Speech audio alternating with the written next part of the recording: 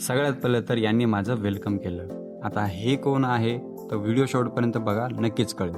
तर नमस्कार मंडळी, मी तुमचा लाडका ब्लॉगर आर्यन। तर आज आहे अक्षय तृतीया।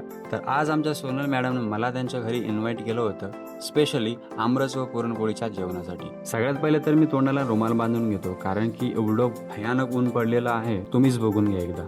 2 किलोमीटर अंतरावरती मला जायचं होतं, म्हणून मी लिफ्टचा सहारा घेतला, कारण की लिफ्ट घेताना मला अजिबात काही वाटत नाही। फाट्यावर पोहोचताच मॅडम आले होते मला घेण्यासाठी।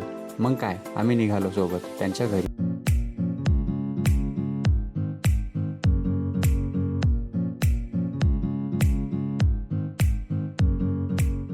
शूज बाहेर काढून मी जातो घराच्या आतमध्ये।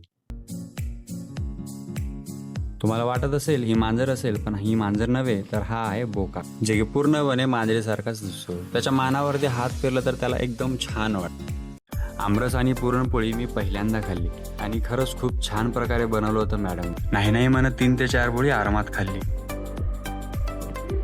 पोळी कुठलं ते